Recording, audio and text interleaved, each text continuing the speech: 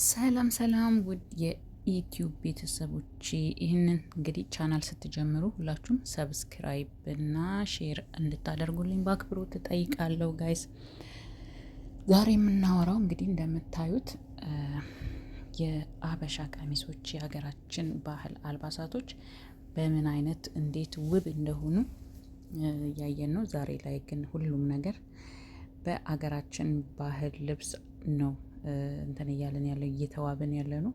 በጣም ደስ ይላል።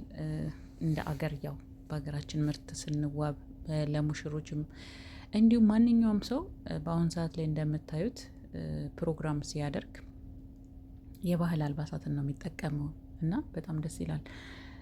ብዙ ቦታ የምታዩቸው ሁሉ በቃ በተለያየ ዲዛይን የሚሰሩ ልብሶች በጣም ለማንኛውም ፕሮግራም፣ ለክርስትና እንዲሁም ደግሞ ለልደት ቦታ የምታዩት እንደዚሁ የሀበሻ ልብስ ነው። እንደዚሁም ክርስትና ቦታ የምታዩት የሀበሻ ልብስ ነው። ለአሁን ሰርግ ራሱ በአብዛኛው የሀበሻ ልብስ ነው እየተጠቀሙ ያሉት ማለት ነው። በጣም ደስ ይላል። በዚሁ አጋጣሚ ባህላችንም ይታያል። የባህላችንም ልብሳችንም እንደዚሁ ሞገሳችንም ይታያል።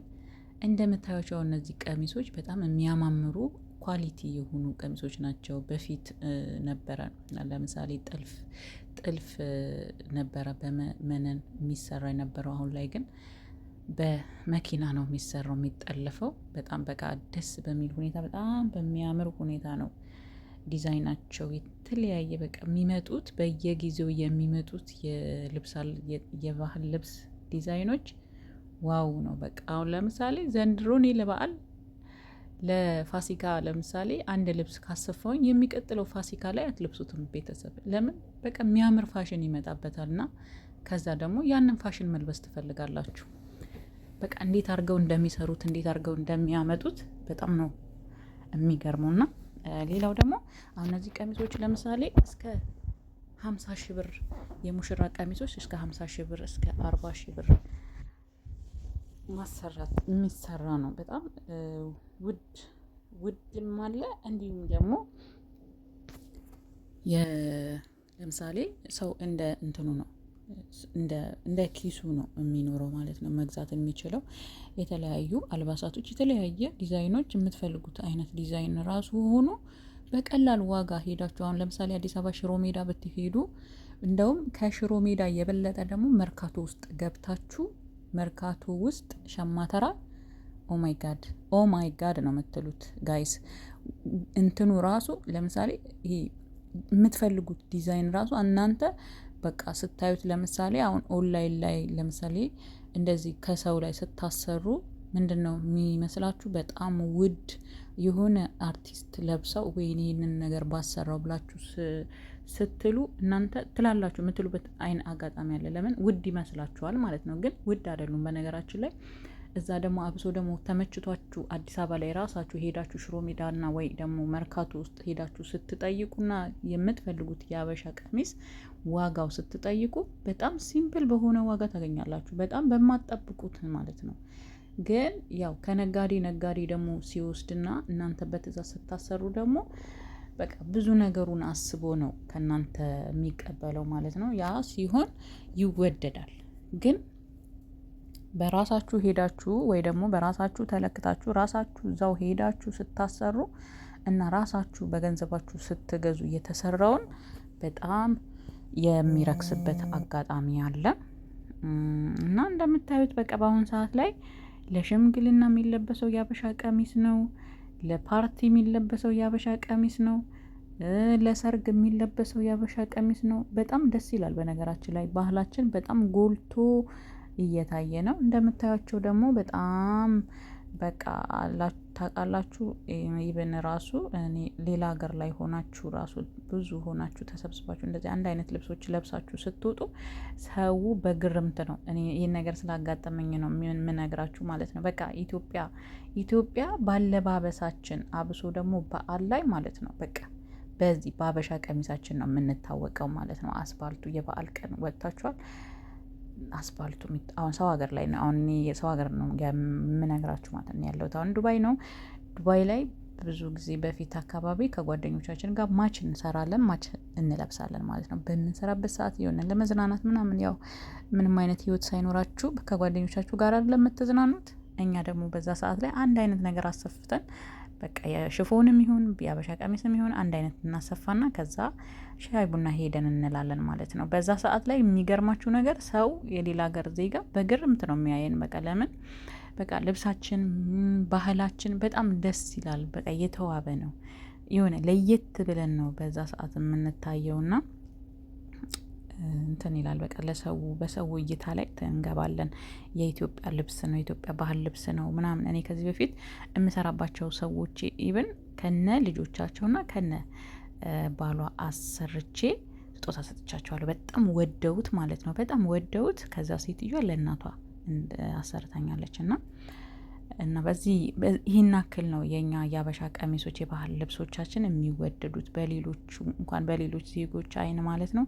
አሁን ደግሞ በአብዛኛው ደግሞ በቃ ሰርግ በፊት የሌላ አገር ሰው ልብስ ነው የምናደምቀው፣ ቤሎ ምናምን በቃ እነዚህ ነገሮች ማለት ነው። አሁን ግን በቃ በራሳችን ምርት ነው የምንዋበው። በጣም ደስ ይላል። ሀገራችን ለሚታየው ነገር የትም ሀገር ሆነው ራሱ ኢትዮጵያውያን በራሳቸው ምርት ነው እየተዋቡ ያሉት። ደግሞም ልብሳችን ደግሞ ከምንም ቤሎ ከማንኛውም ዋው ከሚያስብል ቤሎ የሚበልጥ ነው እና ዋጋቸውም እንደዛው እንደ ሀብታሙ እንደ ሀብታም ድሃውም እንደ ድህነቱ የሚኖርበት የሚለበስበት ዲዛይን ልብስ ነው ያለን እና በጣም ደስ ይላል ቤተሰብ።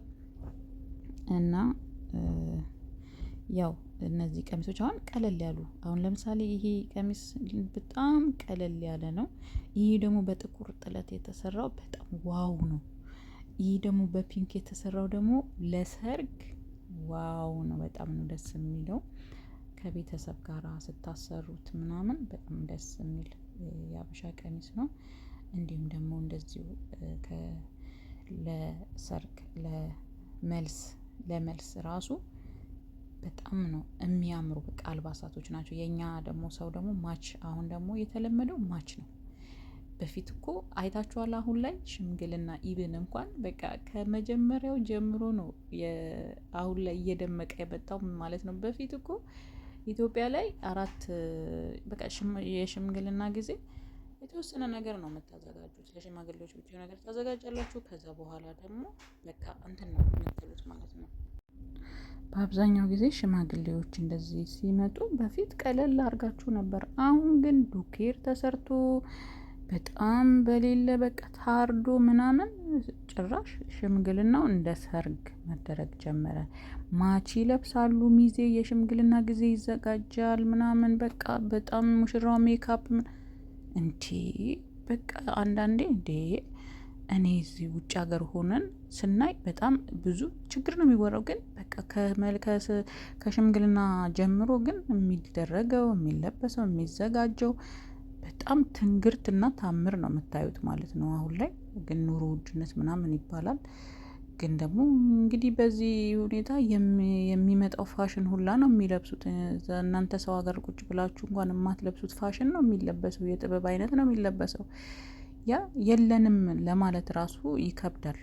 የላቸውም ብሎ ለማለት ራሱ ኢትዮጵያ ሕዝብ አሁን ላይ ከኑሮ ውድነቱ ጋር አንጻር ስታዩት ከሚነግራችሁ ከሚያወራላችሁ ነገር አንጻሮች ትንሽ እንትን ናቸው የሆነ አይመጣጠንም እና በጣም ደስ ይላል። በዚህ አጋጣሚ በጣም በቃ አሪፍ ስልጠና ላይ ነው የኢትዮጵያ ሕዝብ ያለው ማለት ነው።